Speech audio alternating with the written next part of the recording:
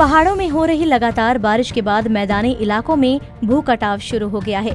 नदियों का जलस्तर बढ़ने के बाद दर्जनों गांव में भू कटाव का खतरा मंडरा रहा है। कुछ जगहों में तो चेक डैम बने हुए हैं, लेकिन अधिकतर ग्रामीण इलाकों में भू कटाव का दौर जारी है। मानसून सीजन खेती के लिहाज से किसानों के लिए वरदान साबित होता है, लेकिन पिछले सालों में हल्द्वानी और आसपास के क्षेत्रों में भाखड़ा गौला नदी के कटान से किसानों की कई एकड़ जमीन पानी में समा गई। ग्रामीणों की लाख मिन्नत के बाद भी आज तक नदी किनारे तटबंध नहीं बन पाए, जिससे एक बार फिर नदियों किनारे भारी भू कटाव की संभावना बनी हुई है और मानसून सीजन में ग्रामीण नदियों के विकराल रूप से डरे सहमे जिंदगी जीने को मजबूर है। हल्द्वानी क्षेत्र की सबसे बड़ी गौला नदी समेत आसपास बहने वाली नदियों में बजट के अभाव में तटबंध नहीं बन पाए हैं।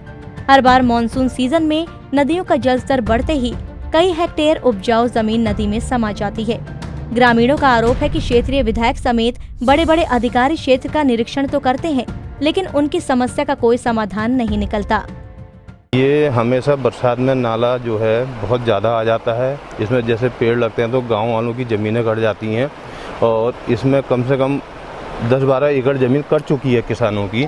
और हम लोगों ने कितने बार जंगलात वालों से बोला है और विधायक जी जो हमारे क्षेत्र के हैं बंशीधर भगत जी, अब वो प्रदेश अध्यक्ष भी हैं, उनको भी कितने बार अवगत कराया है। उनको निरीक्षण भी करा रखा है इस क्षेत्र का, किनारे किनारे जालों के लिए। अभी तक कुछ ऐसी व्यवस्था नहीं हो पाई है। गांव वालों की आवाज़ उठते रहती है और गांव के लोग कहते रहते हैं। जब भी कोई जनप्रतिनिधि या कोई अधिकारी आते हैं तो इस बारे में आवाज़ हमारी बराबर रहती है समस्त ग्रामवासियों की। भू कटाव की समस्या पर जिला अधिकारी नैनीताल ने भी माना कि नदी किनारे भू कटाव होना एक बड़ी समस्या है।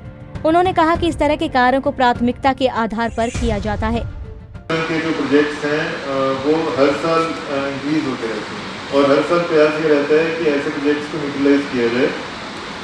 मनरेगा की चाहे हम बात करें, राज्य योजना, जिला योजना या डिजास्टर फंड, ये कई ऐसे मद हैं जिससे हम इन एक्टिविटीज़ को यूटिलाइज करते हैं। लेकिन नए नए क्षेत्र डेवलप होते रहते हैं नालों में, नदियों में, तो उसके अकॉर्डिंग फिर प्रायोरिटीज चेंज होती हैं डिपार्टमेंट्स की। जहाँ पे ज़्यादा एजुकेशन है, जहाँ पे ज़्यादा वनरेबल है, जहाँ पे ज़्यादा कटाव हो रहा है, तो पहले उनको हम प्लग करें, उनको हम टेकअप करें। तो लेकिन एक सीज़न भी होता है, जो काम अभी बरसात से पहले सुरक्षा के टेकअप किए जा सकते हैं वो ऑलरेडी टेकअप किए जा रहे हैं। जहाँ पे हमारे वनरेबल लैंडस्लाइड प्रोन एरियाज हैं वहाँ पे ऑलरेडी मशीनरी डिप्लॉयड है, रिस्पॉन्स टाइम भी अच्छा आ रहा है हमारे PWD NH का। और जहाँ पे कोई ऐसे स्पॉट्स हो चुके हैं जहाँ पे घर को खतरा हो सकता है, उनको ऑलरेडी मैंने बताया है कि हम ऑलरेडी एडवाइस कर चुके हैं कि वो लोग शिफ्ट करें। नदी किनारे किसानों की जमीन कटने से हर साल किसानों को लाखों का नुकसान होता है। फसल तबाह वो अलग, भाखड़ा नदी से तो दर्जनों गांव प्रभावित हो रहे हैं, जहां लगातार भू कटाव हो रहा है। बारिश लगातार जारी है, ऐसे में किसानों के आगे एक बार फिर भू कटाव की समस्या आ खड़ी हुई है, लेकिन समाधान होना मुश्किल है। पंजाब केसरी टीवी के लिए हल्द्वानी से तारा जोशी की रिपोर्ट।